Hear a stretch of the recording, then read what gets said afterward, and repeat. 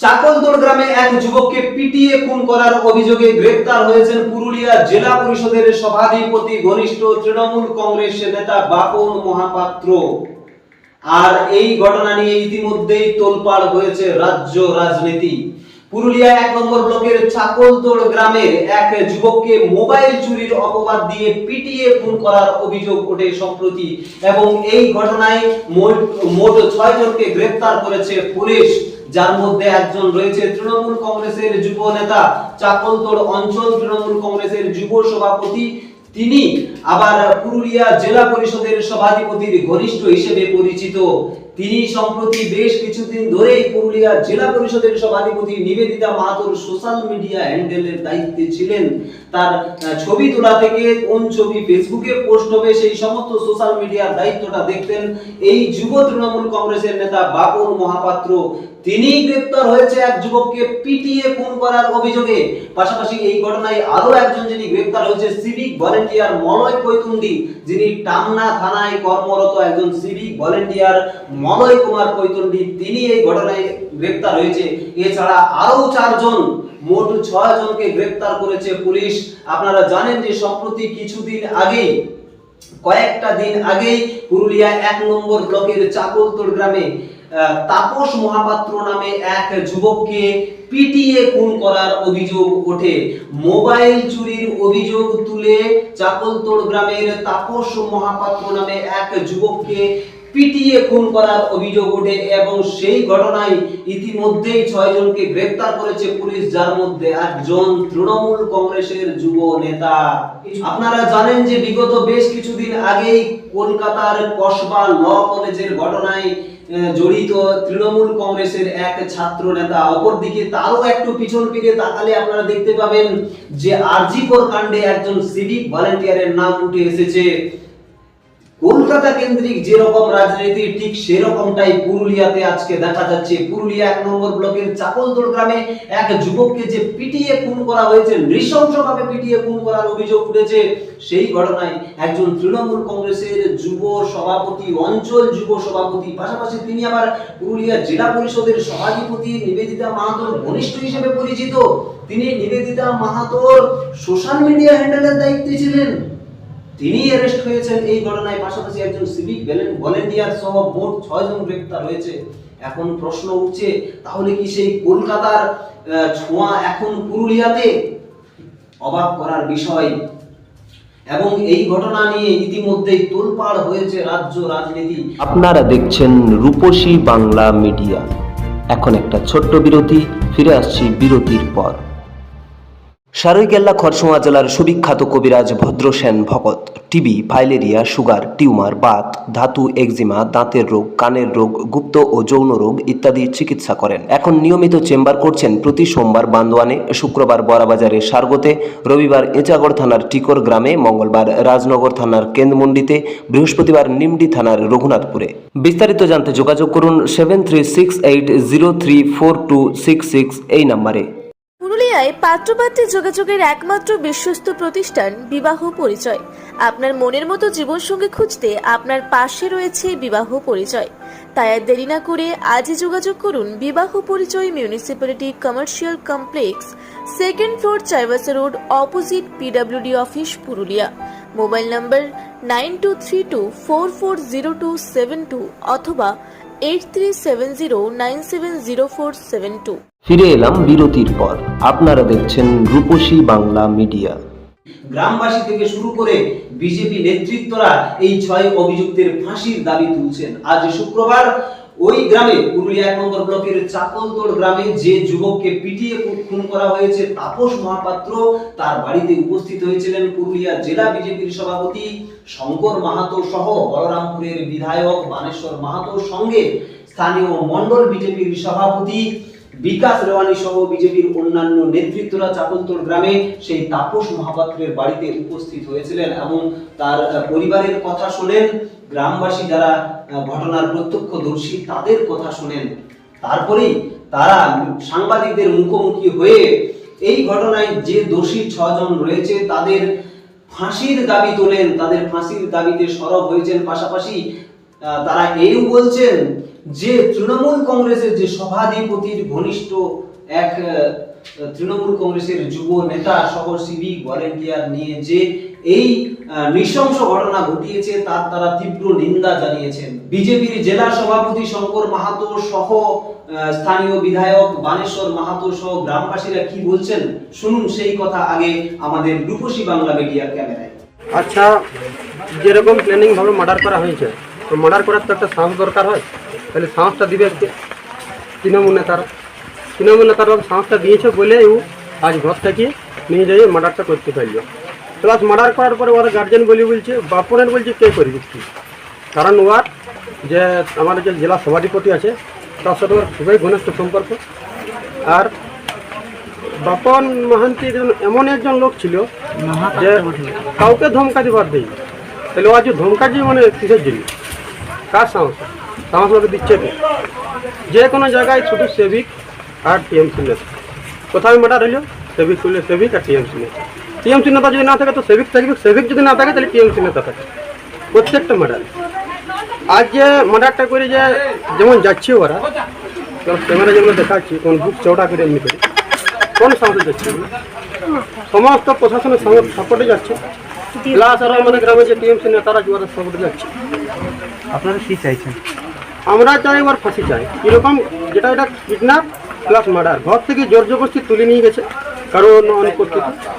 আমরা আছি যখন দেখেছি তখন ওদেরকে মারধর করে নিয়ে যাচ্ছে। আমি ভাবলি মলয় প্রচন্ড আছে, তাইলে বলি হয়তো নিয়ে যাচ্ছে, থানা নিয়ে যাবে। এবারে রাস্তায় যে মার্ডার করে দিবে সেটা কী করে জানবে? আপনারা ফাঁসি চাইছেন দোষী? আমরা দোষীদের অবশ্যই ফাঁসি চাই। বলার তো কোনো ভাষা নেই। যেভাবে অত্যাচার হয়েছে, যে অন্যায়টা হয়েছে, এবং বাড়ি এসে যেটা জানতে পারলাম যারা প্রত্যক্ষদর্শী ছিলেন বাড়ির পরিবারের এবং এলাকার মানুষ, এমন নৃশংসভাবে হত্যা করা হয়েছে এক কথায়, যেটা বিরল ঘটনা। এবং জড়িত বলছে যে একজন সিভিক, যে সিভিক এই এলাকায় নাকি নিজেকে এসপি মনে করে এলাকায় জড়িত আছে অঞ্চল সভাপতি তৃণমূল। তো একজন শাসক দলের নেতা এবং প্রশাসনের তরফ থেকে সিভিক দুজন, সাথে আরও 4 জনের নাম আসছে, তো তারা মিলে এই ঘটনাটা ঘটিয়েছে। একটা বিষয় উঠে আসছে যে তৃণমূলের যে নেতা গ্রেপ্তার হয়েছে উনি আবার সভাধিপতির খুব ঘনিষ্ঠ, তার ছবি তোলা থেকে তার সোশ্যাল মিডিয়া হ্যান্ডেল করতেন। এখানে স্পষ্ট যে কার মদতেও করেছে, কার হাত আছে উপরে, তবেই তো অতটা বলি। এক কথায় রাজ্যে তৃণমূল দল রাজ্যটাকে যে জায়গায় নিয়ে যাচ্ছে, আইন শৃঙ্খলাকে যে জায়গায় নিয়ে যাচ্ছে, সাধারণ মানুষের আইনের উপর ভরসা উঠে যাচ্ছে। আপনারা কি আমরা এটা শেষ দেখতে চাই, শেষ দেখে ছাড়ব।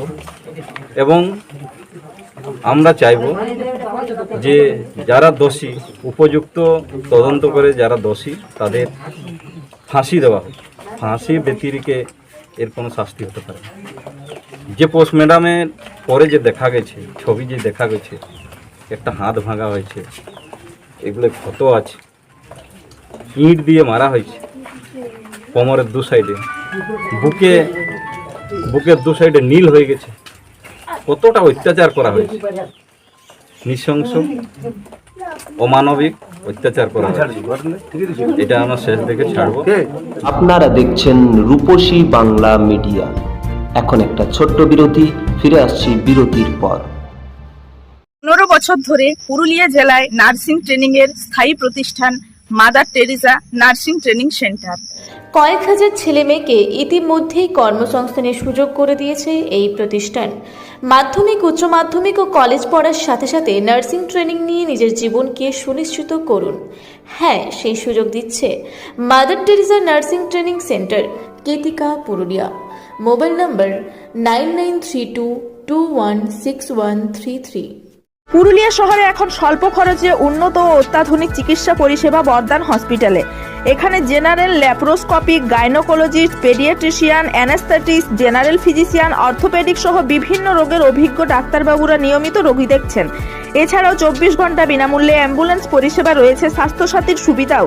যোগাযোগ করুন বর্ধমান হসপিটাল, রাঁচি রোড, সৈনিক স্কুলের নিকটে। মোবাইল নাম্বার 8918968624 এই নাম্বারে। ফিরে এলাম বিরতির পর।